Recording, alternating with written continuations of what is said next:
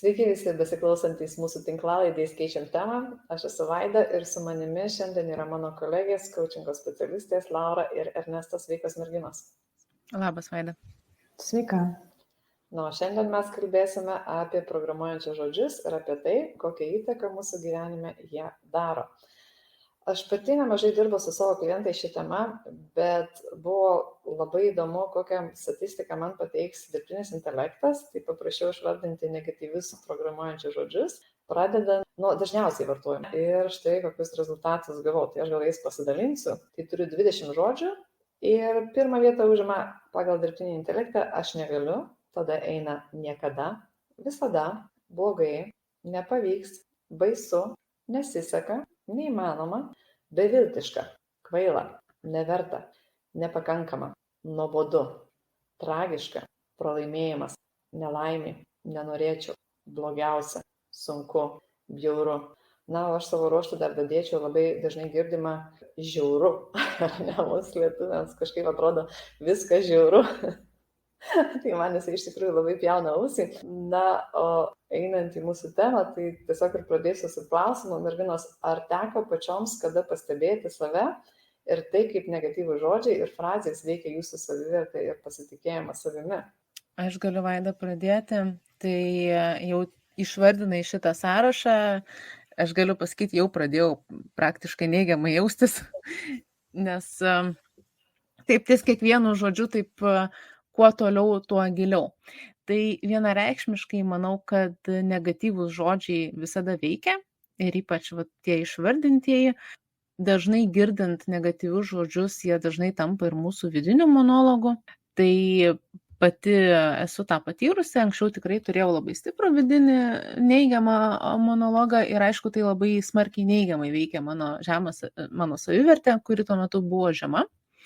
Ir buvimas toj žemoje savivertėje, manau, kad tiesiog nesitikė tada nieko gero ir priemi visus neigiamus dalykus, kaip esi to nusipelnęs tarsi. Ir sunku patikėti, kad kas nors gero gali būti, sunku priimti tada ir pagirimus, ir dovanas, nes jau čia turbūt kažkaip tai gal kažkas meluoja, ar kažkaip tai bando apgauti, ar dar kažkas. Tai rezimuojant, turbūt pasakyčiau, kad neigiami žodžiai yra pradžia viso menko pasitikėjimo ir žemos savivertės mechanizmo. Mane užkabino, Laura, tu dalis, kur tu vardinai, kad kaip vienas iš padarinių yra abejonė tuo, ką gaunu, ar ne, tais gerais dalykais, dovanom, perdėm stiprus galbūt įtarinėjimas. Ir aš galvoju, kodėl taip nutinka, kodėl taip pradedam projektuoti kitus. Ir čia galvoju dėl to, kad net jeigu mes naudojame neigiamus žodžius, kažkur vis tiek suprantam pasąmonį, kad nesam visada negeri, nėra taip, kad mums visada nesiseka, baisius dalykai vyksta, ar ne? Ir tai yra tam tikras melas savo, negatyvus melas savo. Ir mes tą atpažįstam ir man atrodo, tada viena iš tų projekcijų yra ir į kitus. Atsakant Vaidai klausimą, su ta savivertė, tai aš gal nesikartosiu, visiškai sutinku su Laura ir jos patirtimi, kurias įvardino, bet galvoju, kad tie neigiami žodžiai daro ne tik kad savivertį įtaką, bet ir kitiem dalykam, pavyzdžiui, mūsų vidiniam ryžtui, energijai kažką daryti. Jie veda link tokios apatijos, užsidarimo, ar ne, ir tai galbūt neryžtingumo, dar tokių kitokių spalvų įneša ir kartais nėra lengva suvokti, kodėl taip nutinka ir tam, kad suprastum, jog tame yra dalis saviprogramavimo, tai reikia tą labai stebėti. Pati esu buvusi ten toje situacijoje ir kelias ne visai lengvas ir ne visai greitas iš jos išeiti. Ir tam tikrą prasme mes uždarome duris galimybėms. Mes tiesiog kartojame, kad mes esame nepakankami, mums niekada nesiseka, mes niekada to nedarėme, visada kažko tai trūksta, ne? Ir net nepabandome, nes neįvertinam to fakto, kad mes jau paaugome nuo tada, kai mums nesisekė, galbūt ar kažkas nepasisekė, kai kažko nepadarėme, kai kažkam neturėjom kažkokių kompetencijų ar ne ir nedarėme. Aš pati iš savo pusės pastebiu, taip, dirbu su programuojančiais žodžiais pati su savimi ir jau tas sąmoningumas yra, bet ką aš pastebėjau, kad kai tik aš eliminuoju vienus žodžius, ar ne, pas mane ateina kiti tie žodžiai. Ir dabar paskutiniu metu pas mane yra tas toksai man blogai. Ir aš jau kai save pagaunu jau antrą dieną kartuojant man blogai, aš žinau, kad man bus blogai, jeigu aš nenustosiu sakyti man blogai. Kažkuriam taške toks eina kaip ir pasiteisinimas, kad aš dabar kažko nedarysiu, apie kažką sau leisiu negalvoti, leisiu patingėti, nes man yra blogai. Nu, bet iš tikrųjų taip nėra. Ne? Tai kai šitą savo įsivardini, tai tada pasidaro jau galbūt net taip blogai. Kas iš kitų, ar ne, jeigu tai pasidalinti, kad aš toks esu. Žmonės įsivardina save, kad aš toks esu. Ir jie visiškai uždaro tada duris tom galimybėm, jie yra įsitikinę ir tai įsitikinimai dažniausiai ateina iš vaikystės, iš kažkieno pasakyti frazę ir tai visiškai nėra tiesa, tai gal aš toks buvau ir kai persižiūrėjom, tada žmonės atranda, kad taip nėra. Ir tas toks, aš toks esu, galvojusi, nebūtinai toks net ir buvau. Čia galbūt kiti taip sako apie mane ir aš tiesiog, kažkurio metu susigyvenau su to, ką girdžiu. Tai nebūtinai tai yra tiesa. Vienas dalykas, kitas dalykas, man atrodo, kad tas aš toks esu dažnai naudojamas pateisinti, kad aš nieko nekeisiu. Suprantu, kad turėčiau kažką keisti, bet nekeisiu. Ir čia reikia labai kalbėti su savim, nes, kad pamatyti tą absurdiškumą to pačio teiginio, ne, aš toks esu. Ir jeigu tai neatėjo iš manęs, tai gal atėjo iš ko, ar tas žmogus yra tavo autoritetas. Man tai šitas teiginys, aš toks esu, dažniausiai asocijuojasi su patogumu ir kartais sakoma apie kitą žmogų, jisai toksai yra. Ar ne? Tai ir galbūt tas yra tiesa, galbūt iš tikrųjų tas žmogus dabar elgiasi taip ir jisai atitinka tą pasakymą, aš toks esu, bet ir jeigu jisai nenori keistis, tai žinoma yra pasirinkimo teisė, bet tai greičiausiai tiesiog yra patogu. Čia klausimas toksai, žinai, ar tu toks esi, ar tau yra patogu tokiam? Būtent, labai, labai geras pastebėjimas. Aš galvoju, dar prie tų žodžių, kurie programuoja, dar yra ir posakiai, kurie mus programuoja. Ypač lietuvių liaudies išminty apstu ir aš paskutiniu metu jaučiu, kad labai svetimi man jie darosi. Pavyzdžiui, kad ir neperšokęs griovio, nesakyk, o sėkmė mėgsta tylą. Eik tu savo, aš noriu pasidžiaugti, kad man sekasi. Kai peršoksiu tą griovį, antrą kartą pasakysiu op, ar ne? Ar ten batsiuvys be batų. Tie posakiai, man atrodo, mus pastato, legalizuoja mūsų aukos poziciją, bejėgiškumo poziciją. Vienas dalykas, o kitas dalykas nutolina nuo kitų žmonių, nuo to tokio šilto, žmogiško, labai labai paprasto ir natūralaus ryšio.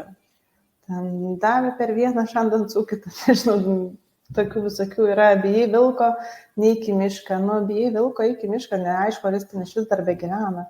Tai aš dar ir šitus pridėčiau. Prisiminiau paragvinčių, tai buvo ir variantas, kad negimiai su marškinėliais ir nepota žvaigždė gimiai.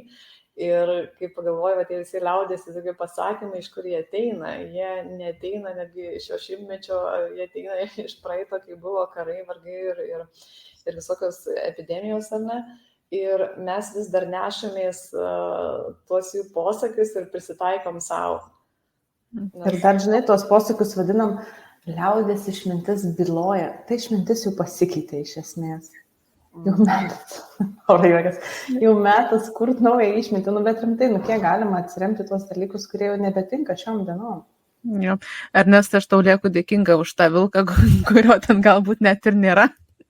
Nes, super. O aš dar savo ruoštų prisiminiau vieną tokį gerą nešok aukščiau bambos. Jo, šitą buvau pamiršus, nešok aukščiau bambos. Ja. Ir apie ką jis, ką jis tau duoda, jis jau, tai ir yra programuojantis reikalas, sako, nebūk pilka masė, bet žiūrėk, nešok aukščiau bambos. Tai ką man daryti? Ką daryti? Aš tai net nutilau, dabar galvoju, tas aukščiau bambos nešok, apie ką jis iš vis buvo. Turbūt tiesiog nebandyk būti geresnis negu esi, kažkaip nedaryk kažkokio progreso, nesiek ten kažkokių nerealių savo sugalvotų tikslų, tiesiog, čia toksai, žinai, labai grubus pasakymas, cit ir marš atgal į būdą, žinai, nu, ta prasme, nu, tiesiog. Bet iš esmės, nu, man tas, nešok aukščiau bambos, tai jis, nu, net yra toksai, kur net norėti tau draudžia. Tai jau net nebekalbam apie veiksmą kažkokį ten, nei kažkur net. Bet iš karto klausimas, žinai, aukščiau kieno bambos. Nu, jo, nes ūgis ūgiui nelygu. Negatyvius žodžius mes, nu, ne tik patys vartojame, ne, bet juos pasakome ir kitiems. Tai dabar klausimas būtų toksai nedinas, kaip žodžiai, kuriuos mes sakome kitiems, formuoja mūsų santykius ir socialinę aplinką? Tai aš gal tada tęsiu toliau, tai vartodami tam tikrus žodžius, aš manau, kad mes kuriame arba tokią auginančią, palaikančią aplinką, arba žlugdančią. Nu, taip juodą baltą paimkim. Ir galvoju, kad pasidalinsiu 2 pavyzdžiais. Tai vienas pavyzdys yra apie aplinką, kur aš ten prieš porą metų prisijungiau ir atėjau kaip žmogus, kuris dažnai sako ačiū. Už visokias smulkmenas, ne vien už kažkokius didelius dalykus. O toje aplinkoje tikrai nebuvo dažnas tas žodis. Viskas ten mandagu, viskas gerai, bet tiesiog. Ir praėjus po maždaug pusės ar metų laiko, aš pastebėjau, kad tas žodelis ačiū už kiekvieną smulkmeną pas mane sugrįžo iš kitų žmonių. Tai labai smagu, kai geri dalykai veikia ir manau, kad tai pašildo tą aplinką, jinai tampa šiltesnė ir malonesnė. O kitą pavyzdį turiu apie šaltesnę aplinką, kuri labai smarkiai gal nešala, bet ir nešyla.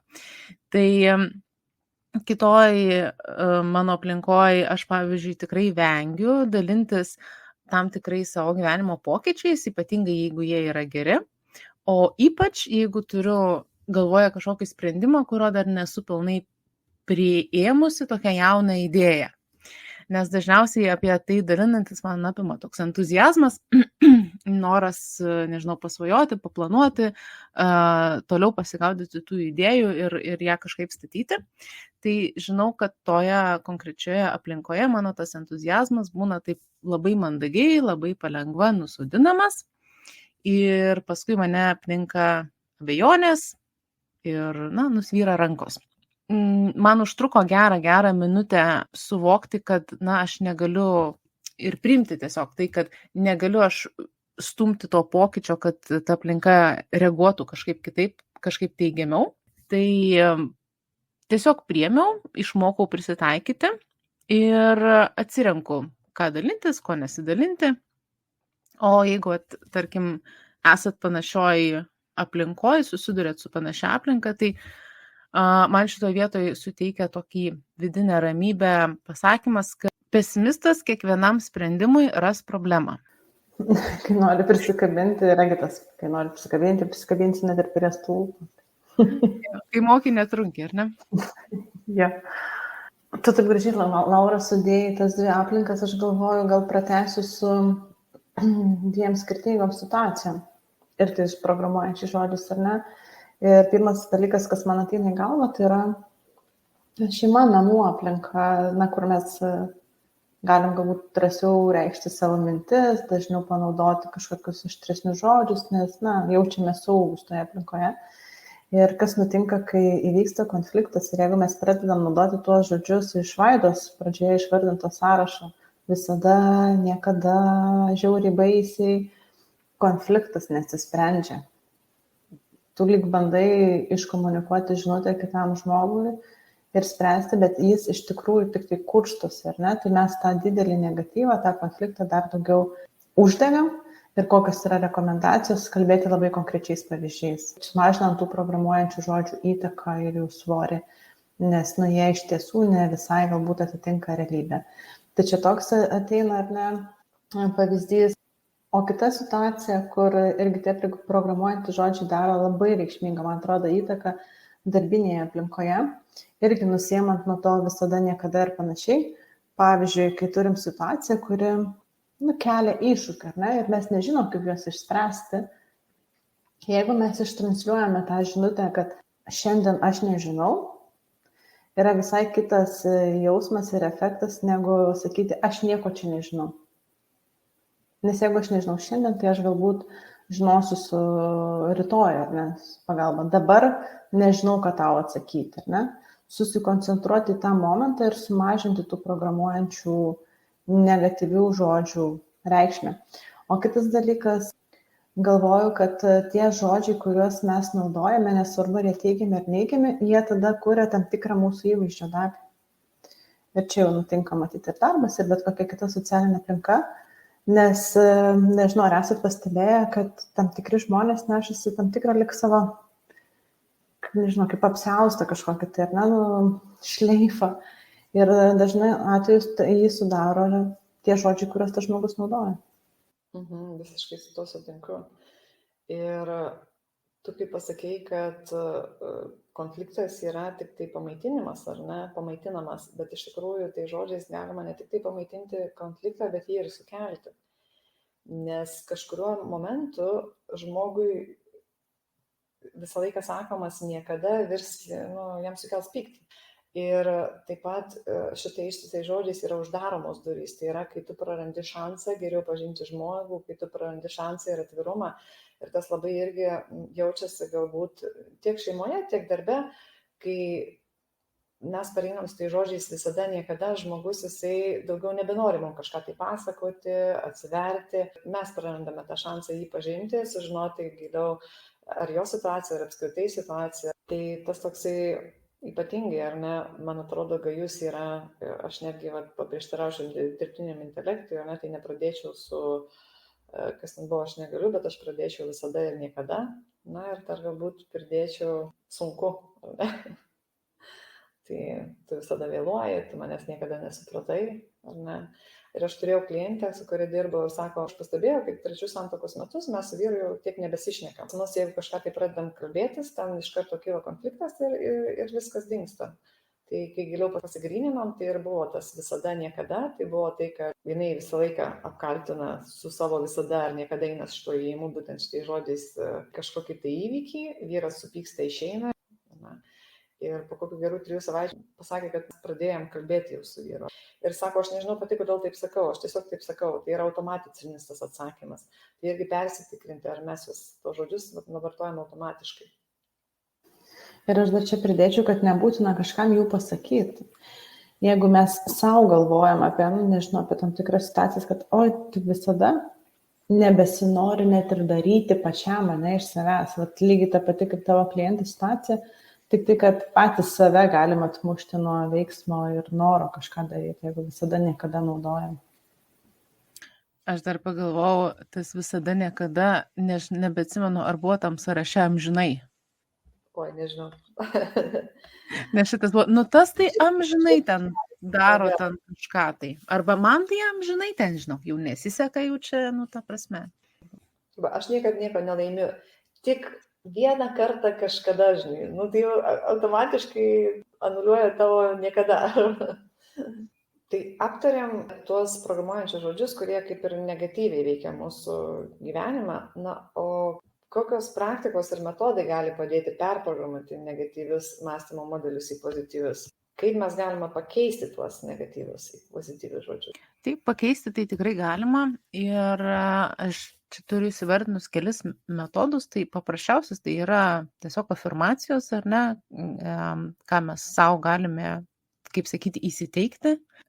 Kitas yra labai efektyvus būdas, tai yra kognityvinė terapija, nes tai yra paremta metodu, kai metamas iššūkis esamiem, pavyzdžiui, neigiamiem įsitikinimam ir ieškoma perfrazavimų arba teigiamų frazių, tai labai panašių metodų veikia ir coachingas, ar ne? Lygiai taip pat neurolingvistinis programavimas, hipnozė, tai čia tokie gal jau kur su, tarkim, kito žmogaus pagalba, bet jeigu pats žmogus sąmoningai stengiasi pagauti, atkreipti dėmesį į naudojamus žodžius ir pažiūrėti, kokią į efektą suteikia, tai taip pat galima tiesiog, kaip savom pastangom pasistengti nevartoti tam tikrų žodžių arba juos pakeisti kitais.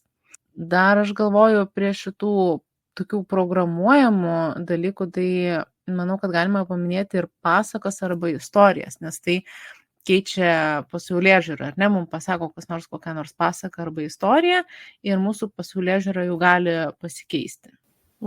Tas įdomus kampas su pasakom ir istorijom. Daug suvardinai, Laura, aš galvoju. Iš tų įrankių, sakyčiau, kad galėtų būti vienas iš galimų pasirinkimo variantų inventorizacija savo žodyno ir kitų. Pastebėti, o ką kiti mano aplinkoje, kokius jie žodžius vartoja, kaip aš jaučiuosi, kai jie šalia manęs šneka. Galbūt pasižiūrėti žmonių, kurie mums imponuoja kaip lyderiai arba sėkmini pavyzdžiai, kaip jie šneka, kokius žodžius jie naudoja. Ir kitas dalykas, galvoju, jeigu ypatingai esame užsisukę tam neigiamų žodžių rate, kaip šnekame su savimi, kaip bendraujame su kitais, kai mes išgirstame tokioje būsenoje aplinkoje kitą žmogų, kuris naudoja teigiamus programuojančius žodžius, iš karto tarsi būna tas toks atkreipimo dėmesio momentas. Tas žmogus mums iškrenta iš konteksto. Iš pradžių jis pradeda atrodyti keistai, kažkas ne taip. Tai vat pastebėti galima net ir tokius momentus, pasianalizuoti, pareflektuoti apie juos ir pagalvoti, o ką aš galiu iš ten pasimti. Ir stebėti save, kaip aš kalbu, ar ne. Ir tas, kad kalbėjimas nueinant nuo negatyvių žodžių prie pozityvių, man atrodo, po inventorizacijos labai padeda koncentravimasis į šiandieną, į šitą dieną, kurioje esu, šitą momentą, kuriame veikiu, vieną tikslą, kurio siekiu. Sumažėja apimtis dalykų ir juos tampa lengviau valdyti. Čia labai gerai paminėjai inventorizaciją. Tai tas toksai įsirašymas, jisai duoda sąmoningumą, kad taip, aš tą žinau, aš tą suprantu, kad būtent šitos žodžius aš vartoju. Ir įsirašydami šitos visus negatyvius tiek žodžius, tiek teiginius, tada reiktų pagalvoti apie teigiamas versijas, teigiamus žodžius, kuriais aš noriu pakeisti, nes tada bus galima sąmoningai, pagalvojus neigiamai, pataisyti tai į teigiamą. Ir man dar labai patiko ta viena psichologo patarta metodika, kai tiesiog atsitapatinti nuo minčių, atskirti mintis nuo to, kas esi tu. Tai man į galvą atėjo mintis, kad aš to nesugebėsiu. Man į galvą atėjo mintis, kad čia ne man, ar ne? Man į galvą atėjo mintis, kad aš esu kitoks. Tai tiesiog atitapatinti ir tas ilgainiui iš tikrųjų praktikuojant labai padeda. Dar norėjau tada užklausti merginos, kaip jums pačiam atrodo, tai programuojantys žodžiai yra tiek stiprus negatyvus, tiek pozityvus? Ar yra tekę pakeisti iš negatyvaus į pozityvą ir gauti rezultatą? Aš dar, Vaida, noriu truputėlį gal atkreipti dėmesį, nes čia labai mes nuėjome į tą vien pozityvus arba negatyvus.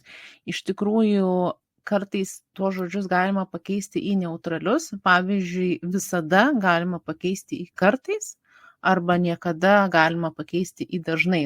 Dažnai arba kartais tai nėra nei kažkoks jisai pozityvus, nei jisai negatyvus. Tai gal tiesiog, kad nebūtų pereita į tą tokį toksinį pozityvumą, ar ne, kai jau čia viskas vien saulytės ir gėlytės. Man tai yra tekę ir aš galvoju, čia tokie paprasti pavyzdžiai ir tenka, tekę jau dabar čia kaip pati ta liaudės išmintis, bet iš tikrųjų tenka ir aš vis dar susiduriu su tais žodžiais, ar ne.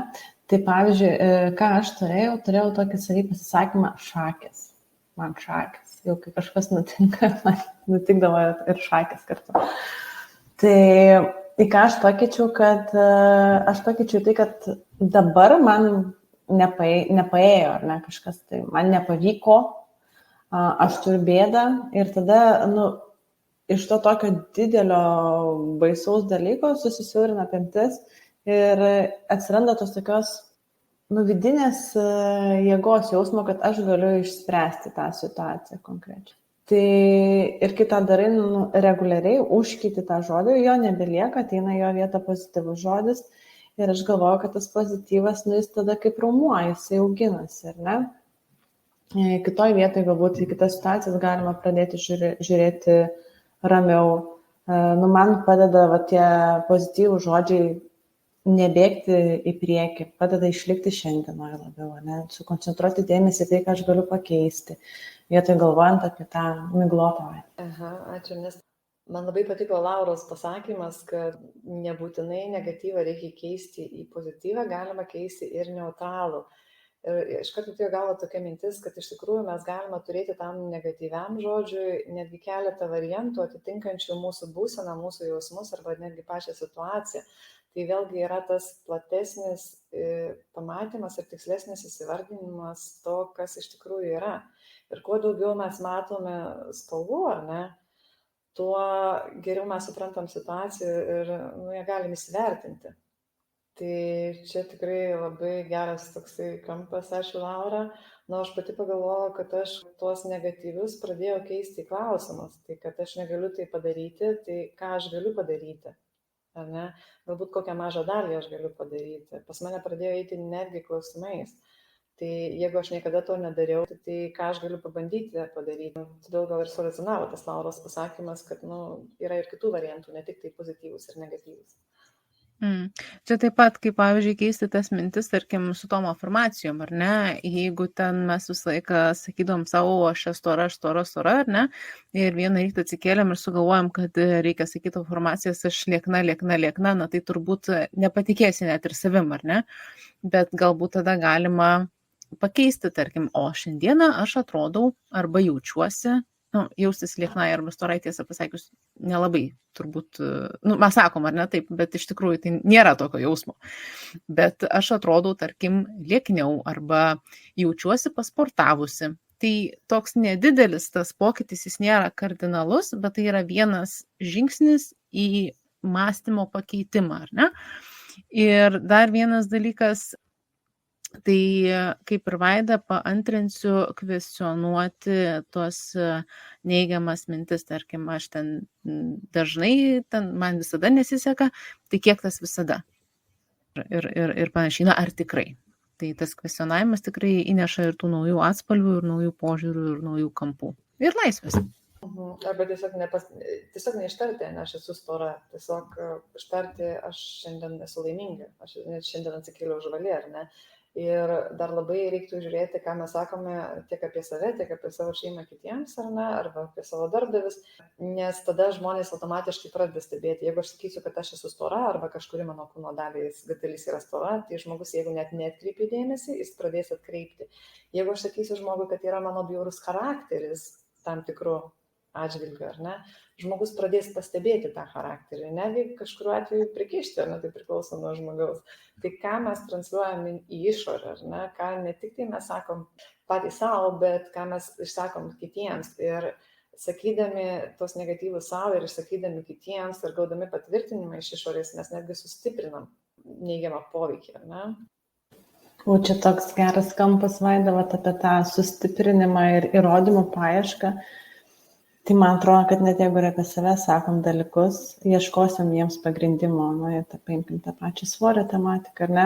Tai jau, kai žiūrėsim į nuotraukas, čia kaip mes dabar su jumis, ar ne, į Zoom kameras, ieškosim, kur tos storumo surasti ir galim ieškoti visai kitų dalykų savy. Ir dar šalia to eina mintis, kad mokėti priimti pozityvius žodžius iš kitų ir naudoti juos kaip programuojančius. Pavyzdžiui, kai gaunate komplimentą, pradedat teisintis ir sakyti, kad ne čia tik galvą išsimplovėt, ar tiesiog padėkoti žmogui ir nuoširdžiai savo pasidžiaugti, kad kažkas įvertino, ar tai jūsų gebėjimus, ar tai išvaizda, ar tai kažkokias pastangas. Tiesiog būti tame dėkingume ir priimti tos žodžius ir netgi savo pakartoti juos, kad jie taptų tais programuojančiais.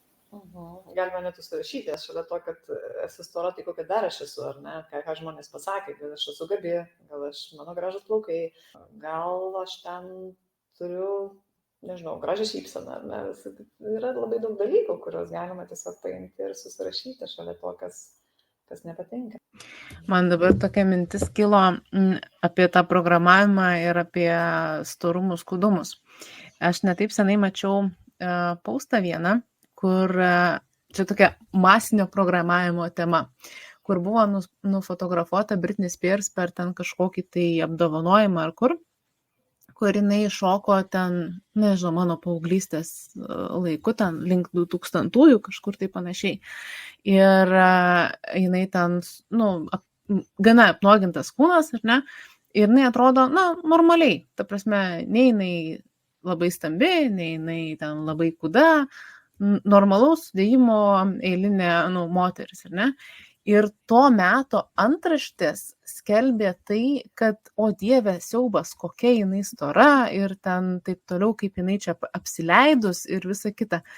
Ir dabar, vat, žiūrint iš šio meto perspektyvos, ar ne, kai atsiranda daugiau to sveiko kūno priėmimas, nebelieka to badavimo, tokio anoreksiško kūno kulto. Tai iš tikrųjų man sukėlė tam tikrą šoką ir pagalvojau, bet kaip buvo tas masinis programavimas, ar ne, nu, su kuo, nežinau, aš, pavyzdžiui, pati augau ir negalėčiau kitaip įvardinti kaip masinio programavimo. Čia visai, aš manau, kad gera mintis, nes tai irgi yra tam tikras tonas, kurį užduodam net ir žodynui, kurį paskui naudoja. Man visada dažnai norisi išlaikyti tokį sveiką suvokimą ir labai jau čia gal nelabai populiari nuomonė, bet jeigu sudėjimas yra stambus, aš imu savo pavyzdį, ne?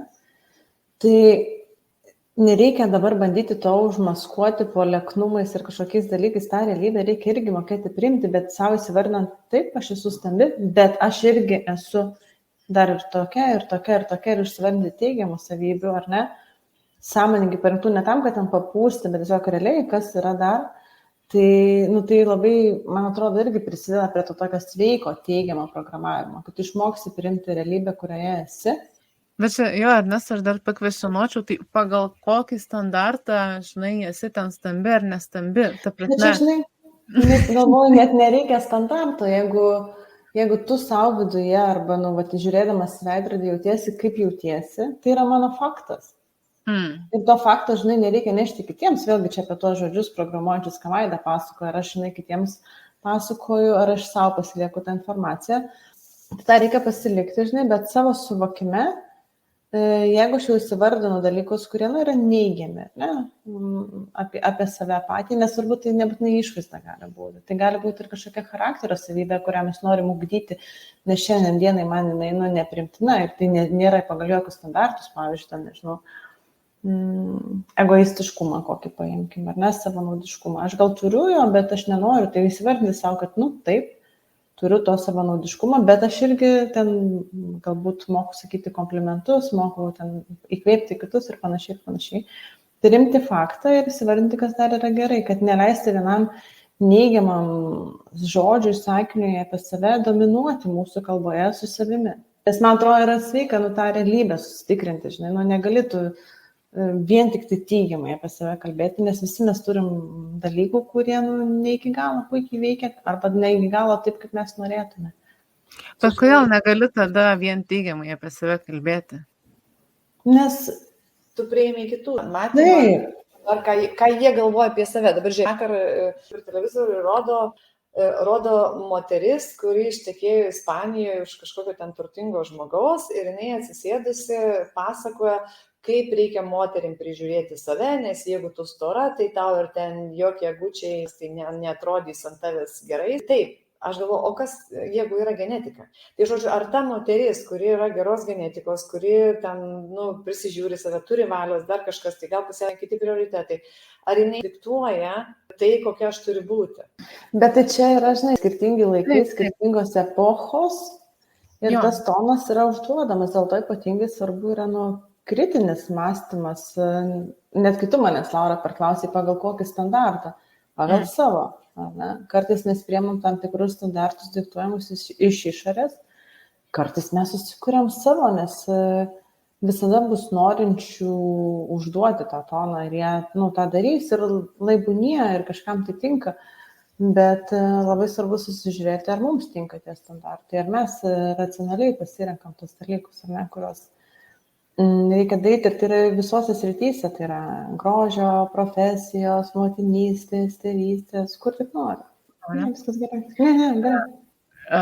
Tarkim, išgirdo, pasakymą, čia turi prisižiūrėti ir būti kūda, ir tada gali kažkokia moteris tiesiog šokti į išvadą, priaugau 5 kg, tai dėl to man vyras buvo neištikimas, ar ne?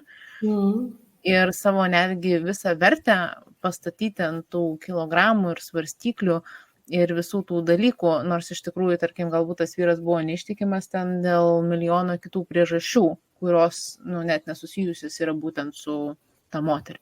Visiškai taip. Ir aš dar galvoju, vat, prie to masinio programavimo, nes pakankamai iš tikrųjų galim jį valdyti, nors atrodo, kad socialinė medija ir čia ta informacijos srautai, bet, pavyzdžiui, jeigu mes užkeičiam sociotinklus su knygom, mes labai lengvai galim pasirinkti, kokią literatūrą norim skaityti ir ten žodynas gali būti labai labai turtingas, įkvepiantis, ar ne? Aš, pavyzdžiui, pati iš savo patirties, aš žinias pasižiūriu maks kartą per pusmetį. Nes ta dozė negatyvo sukišta į 1 valandą įskaitant sportą ir orus, man yra tikrai per daug. Man po žinių reikia atsigauti, atsifiltruoti tada, kur čia kas vyksta mano pasaulyje. Ir aš pusės metų net nenoriu nei matyti, nei girdėti. Aš dar, žinai, ką noriu pridurti prie būtent masinio programavimo. Dabar prisiminiau, kad jeigu neklystu, tik tai Bill Gateso yra knyga ir jinai iš dalies apie tai šneka, kad realiai, jeigu mes paimtume dabar statistiką, mes gyvenam žymiai geriau negu ten, nežinau, prieš 100 metų. Yra žymiai daugiau ligų išgydoma, yra žymiai saugiau gyventi, na, ne visur, bet daugumoje pasaulio vietų yra žymiai mažiau bado, skurdo ir visų kitų dalykų, bet vėlgi per tą masinį programavimą, per neigiamas žinias, tai atrodo, kad dabar yra žymiai baisesni laikai negu prieš tai. Sklaidos tada nebuvo. Jo, gal ir ta informacija mažiau plisdavo, bet statistiškai šnekant, tarkim, nežinau, tų pačių žmogžudysčių dabar įvyksta žymiai mažiau negu, sakykime, nežinau, viduramžiais. Dar kartelį dėkoju visiems, kas klausėtės, dėkoju merginos ir iki kitą kartą. Ačiū, Riki. Ačiū, kad klausėte naujausio Keičiam temą pokalbio. Jei mūsų pokalbėje radote vertės, kviečiame jo pasidalinti su bičiuliais ir artimaisiais. Tinklalaidę Keičiam temą galite rasti YouTube, Spotify ir Apple Podcast.